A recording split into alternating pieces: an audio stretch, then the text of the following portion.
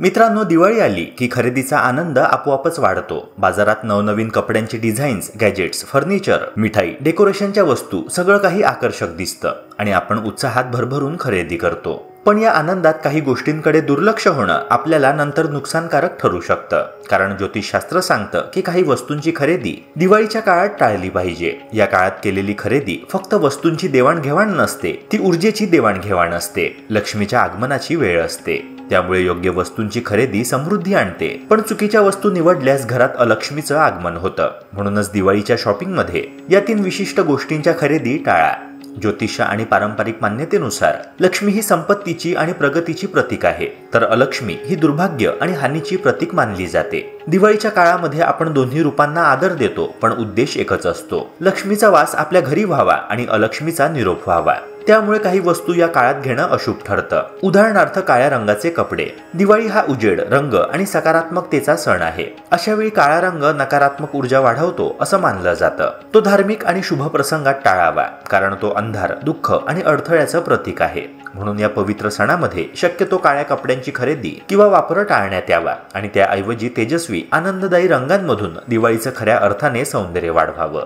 दिवाळी म्हणजे फक्त उजेडाचा आणि आनंदाचा सण नाहीये, तर घर आणि मन दोन्ही शुद्ध करण्याची देखील एक संधी आहे. म्हणून या काळामध्ये काही गोष्टींची खरेदी आणि साठवण टाळणं फार गरजेचं आहे. उदाहरणार्थ, काही जणांना आठवडा बाजारातून किंवा सेकंड हँड दुकानांतून जुन्या तांब्या पितळ्याच्या वस्तू आणण्याची सवय असते. स्वस्त मिळतात म्हणून त्या आकर्षक वाटतात, पण अशा वापरलेल्या भांड्यांमध्ये आधीच्या घराची ऊर्जा असते, जी नेहमीच शुभ असेल असं नाही. विशेषतः दिवाळीसारख्या पवित्र काळामध्ये ही नकारात्मक ऊर्जा आपल्याला त्रासदायक ठरू शकते. त्यामुळे या सणात जुनी भांडी किंवा वापरलेल्या वस्तूंचा मोह टाळणं योग्य ठरतं. मित्रांनो, याचप्रमाणे धारदार वस्तूंची खरेदी देखील दिवाळीत अशुभ मानली जाते. हा काळ नातेसंबंध, सौहार्द आणि समृद्धी वाढवण्याचा असतो. त्यामुळे सुरी, कात्री, चाकू किंवा मिक्सर यांसारख्या वस्तू विकत घेणं टाळावं. दिवाळीपूर्वी घराची स्वच्छता करताना फक्त धूळच नव्हे, तर घरात साचलेली नकारात्मक ऊर्जा बाहेर काढणं देखील महत्त्वाचं आहे. जुन्या न वापरता पडलेल्या वस्तू, कपडे, पेपर, मासिकं, तुटकी भांडी किंवा भंगार यांच्यामुळे घरात अडथळा निर्माण होतो. त्यामुळे अशा सगळ्या वस्तू स्वच्छ करून बाहेर काढा.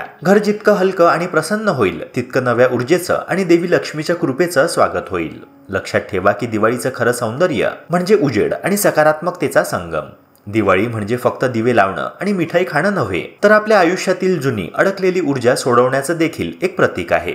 आपण बघतो की घरात न वापरलेले मोबाईल्स, जुने वायर, बंद पडलेले इलेक्ट्रॉनिक गॅजेट्स, रिमोट्स, चार्जर्स सगळं काही एका ड्रॉअरमध्ये वर्षानुवर्ष पडून असतं.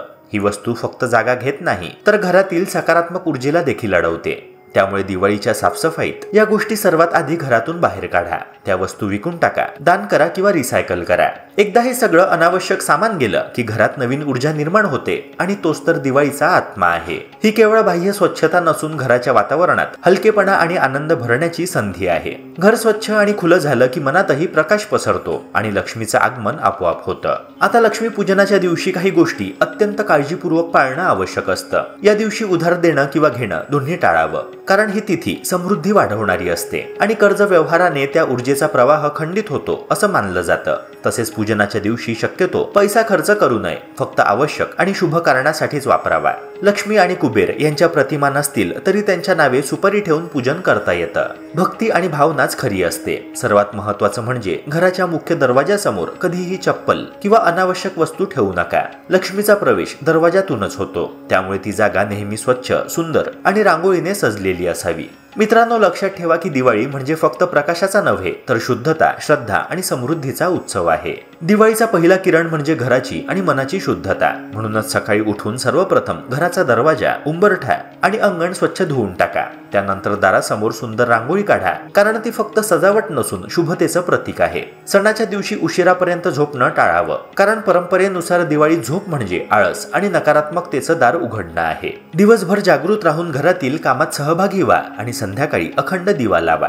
या दिव्याची वात मोठी ठेवून भरपूर तेल टाकावं आणि शक्यतो त्यावर काचेचं झाकण ठेवा. लक्ष्मी पूजनाच्या रात्री तो दिवा अखंड तेवत राहणं हे समृद्धीचं चिन्ह मानलं जातं. तसेच मित्रांनो, दिवाळीमध्ये जुगार खेळणं, मांस आणि मदिरा यांचं सेवन करणं, वाद घालणं किंवा कोणावर सूडबुद्धीने वागणं टाळावं, कारण ही रात्र आहे देवत्वाला आमंत्रण देण्याची, दारिद्र्याला अजिबात नाही. या दिवशी लक्ष्मीपूजन करताना काही गोष्टींचं विशेष पालन केलं तर घरात सुख, शांतता आणि समाधान स्थिरावतं। सर्वप्रथम दिवाळीच्या दिवशी पैशाचे व्यवहार टाळावे, ना कुणाकडून उधार घ्या ना कुणाला द्या। घरातला प्रत्येक कोपरा स्वच्छ ठेवा, कचरा, धूळ किंवा अन्नाचे अवशेष राहू देऊ नका। दिवाळीच्या रात्री कोणीतरी भिकारी किंवा साधू दारात आला तर त्याला रिकाम्या हाताने परत पाठवू नका। शक्य असल्यास थोडं अन्न, कपडे किंवा काही उपयोगी वस्तू द्या। रात्री सर्व दरवाजे आणि खिडक्या उघड्या ठेवा, सर्व दिवे प्रज्वलित ठेवा, कारण असं मानलं जातं की त्या क्षणी माता लक्ष्मी घरात प्रवेश करते। आणि लक्षात ठेवा की लक्ष्मीला शांतता प्रिय आहे, त्यामुळे जोराचे फटाके, अपशब्द किंवा रागाने भरलेले वर्तन टाळावे।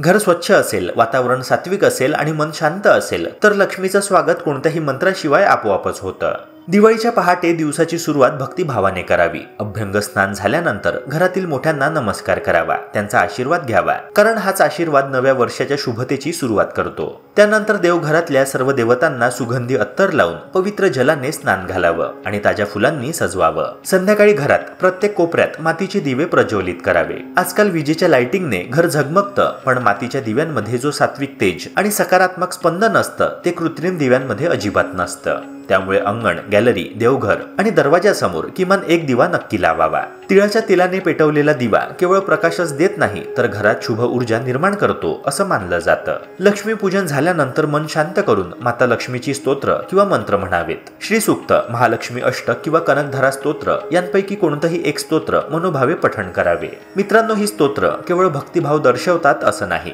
तर ती आपल्या मनाला स्थैर्य आणि समाधान देखील देतात। दिवाळीचा हा सण केवळ धनलाभाचा नसून मनशुद्धीचा देखील आहे, म्हणून या दिवशी कोणताही नकारात्मक विचार, राग किंवा कटुता मनात ठेवू नका। हिंसक वर्तन, कठोर शब्द किंवा वाईट भावनांना जागा देऊ नका। दिवाळीच्या दिवशी मन जितकं स्वच्छ आणि प्रसन्न ठेवाल तितकीच लक्ष्मीची कृपा दीर्घकाळ टिकून राहते, कारण खरी समृद्धी फक्त पैशात नसते तर शांत, प्रेमळ आणि सकारात्मक जीवनात असते। आणि दिवाळीचा उत्सव आपल्याला नेमका हाच संदेश देतो। मित्रांनो, आशा करतो की हा व्हिडिओ तुम्हाला उपयुक्त वाटला असणार। अशाच प्रकारच्या महत्त्वपूर्ण कंटेंट्स करिता आपल्या YouTube चॅनलला सबस्क्राईब करून बेल आयकॉनला नक्की प्रेस करा। भेटूया पुन्हा एका नव्या व्हिडिओसह। जय हिंद, जय महाराष्ट्र।